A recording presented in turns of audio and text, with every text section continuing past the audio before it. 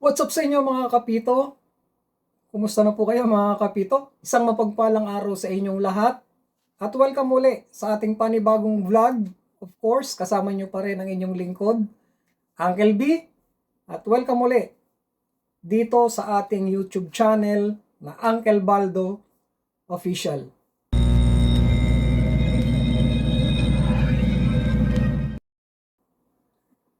So yan mga kapito, tuloy-tuloy pa rin ang ating pag-aaral patungkol sa tinatawag na FIBA Protocol.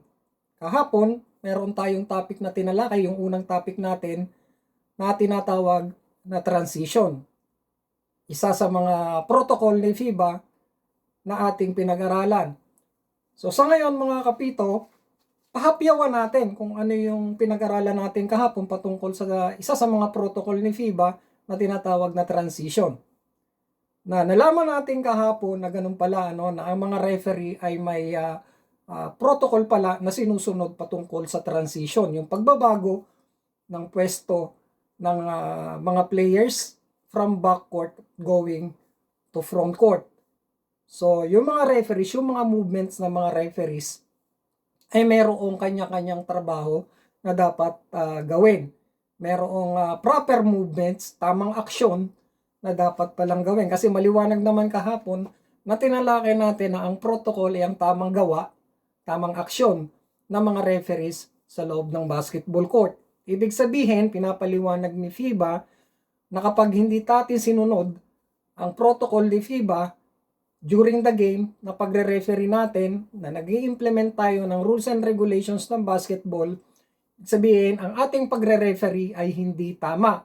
So whether we like it or not, ang tamang pagre-referee at para masatisfied ang mga coaches at ang mga players ay dapat sundin ang tinatawag na mga protocols. Okay? Yung mga tamang gawa, mga tamang aksyon ng referee sa loob ng basketball court. So ulitin ko, pag hindi tayo sumunod sa mga protocol na yan, mali ang ating pagre-referee, mga kapito. So, sinabi natin kahapon na during transition, ang lead official, ang kanyang motibo, ang kanyang unang iniisip ay kailangan makarating siya sa ilalim ng tinatawag na court kasi yun ang posisyon ng tinatawag na transition lead.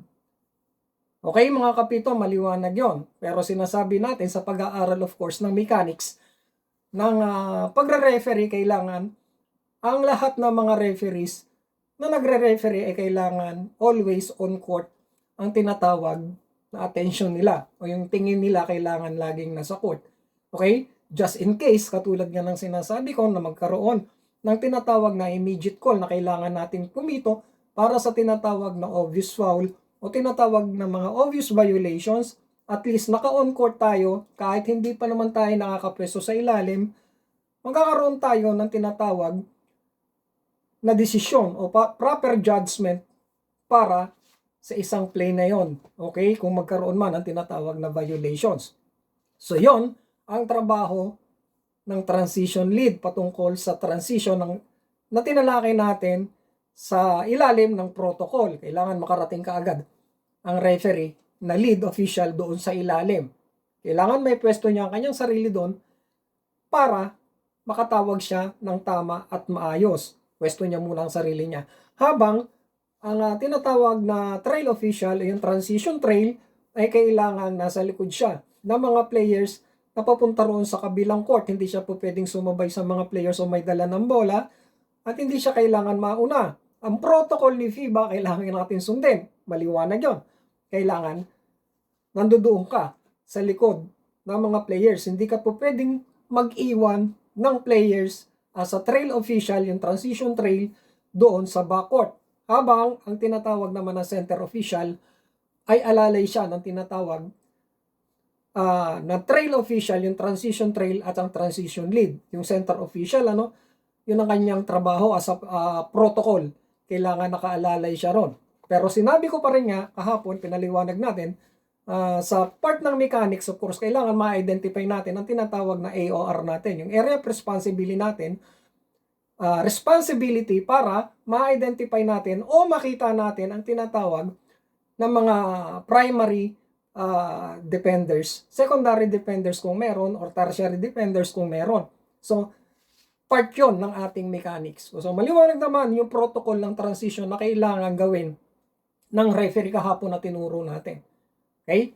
So, sa ngayon mga kapito, sa video ito ay pag-aaralan naman natin ang isa sa mga nakalista o talaan ng tinatawag na protocol ni FIBA, yung tamang gawa, tamang aksyon para makagawa ng tamang desisyon ang isang referee sa loob ng basketball court sa pamamagitan ng pagsunod of course ng mechanics at ng tinatawag na pagsasagawa ng mga proper hand signals and verbal communication o tinatawag na self-talk.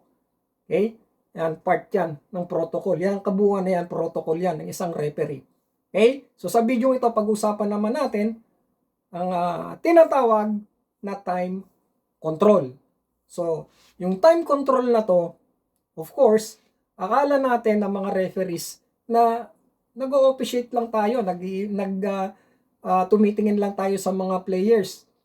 Tumitingin lang tayo sa mga play at nag-judge lang tayo. Pumipito lang tayo. Without even thinking ang oras at ang tinatawag na game clock at ang shot clock. Hindi po. Sabi ni FIBA na isa sa mga protocol ng referee ay ang tinatawag na time control. Kailangan alam ng mga referee ang tinatawag na game clock at ang shot clock. Ibig sabihin, kailangan visible sa mata ng mga referees ang mga bagay na yan. Ang game clock at ang shot clock, kailangan nakikita nila yan. Of course, kung bakit isa yan sa mga protocol ng mga referee ay para maibigay sa bawat team ang tinatawag na fair play. Kasi minsan, merong pagkakamali sa tinatawag na reset of shot clock o yung tinatawag na pagkakamali sa game clock.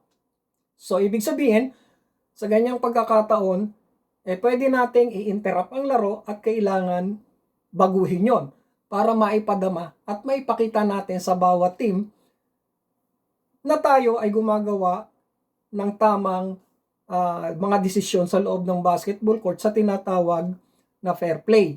Okay, patas tayo. Yun lang naman ang gustong makita ni coach, ano? Yun lang naman ang gustong makita ng mga manonood at mga players na mga referee sa loob ng basketball court ay ginagawa ang kanilang trabaho para sa isang patas na paghusga o pagre-referee. Okay, mga kapito? Ngayon, mga kapito, patungkol sa tinatawag na time control na yan, okay, ang mga referees na mayroong trabaho or pananagutan sa tinatawag na shot clock at game clock ay kailangan nasa center official at trail official. So sagot po nila yan. Tatandaan natin sa 3PO, sa mga referees na nasa labas o nasa taas ng court, sagot nila yan, pananagutan nila ang tinatawag na game clock at shot clock. Kailangan nakikita nila yan. Okay? Of course, ang tinatawag na lead official sa ilalim ay walang pananagutan patungkol sa tinatawag na game clock at shot clock para sa tinatawag na time control as a protocol ng mga referees. Okay? So, tatandaan natin yan mga kapito. Kapag nakakita tayo ng tinatawag na pagkakamali patungkol sa mga ganyang bagay sa game clock at saka shot clock, ulitin ko nga sa inyo, merong karapatan ng referee na hinto niya ang laro o re-interrupt niya ang laro para sa pagbabago na yon. Maliwanag naman yon. Isa naman yun sa mga rules and regulations ng basketball na tanging ang referee lang ang may karapatan para ihinto ang laro. So maliwanag yon mga kapito, no? Ang tinatopic natin ngayon sa araw na to, ang tinatawag na time control. Kailangan lang natin laging isaisip yon. Kasi karamihan sa mga referees na pumipito ngayon, katulad ng nasabi ko, alam na alam nila ang mga rules and regulations ng basketball. So, without even knowing, yung tinatawag na hindi nila magawa ang proper mechanics at ang mga protocols ni FIBA. Hindi nila magawa yun. Kasi nga, sa social media ngayon, lumalabas, puro yung mga written rules and regulations lang, article by article, yun lang ang lumalabas.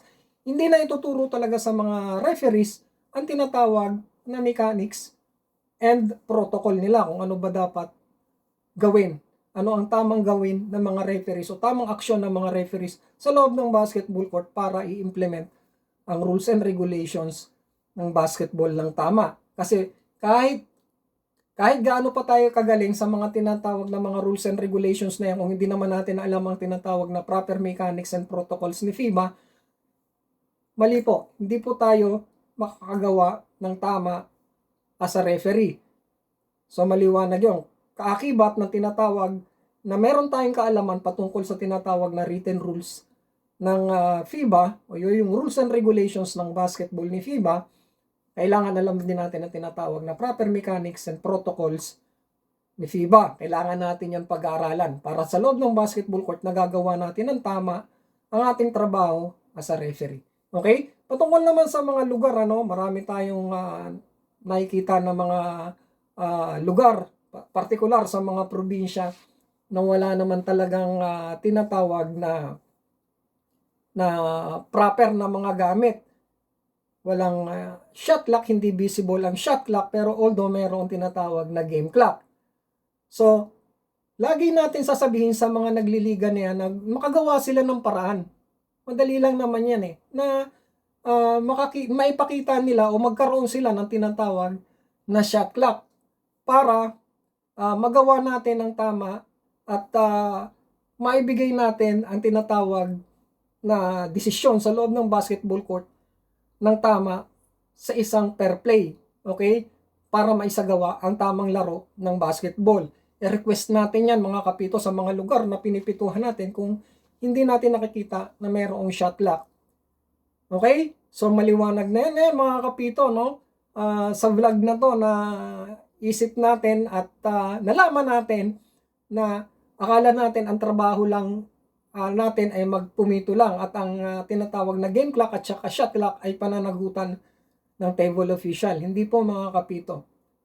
Sinasabi ni FIBA, isa sa mga protocol na mga referees na meron tayong pananagutan, meron tayong trabaho patungkol sa tinatawag na game clock at shot clock. At yan ang tinatawag na time control. Lagi natin yan tatandaan mga kapito.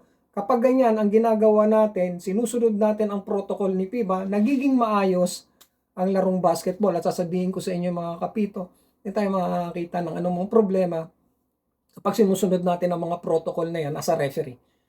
Okay mga kapito, so maliwanag na yan ngayon, So, yan ang ating topic patungkol sa tinatawag na protocol ni FIBA ngayong araw na to. So, bukas, of course, tatapik naman natin uli ang ibang protocol ni FIBA patungkol naman sa tinatawag ng mga violations.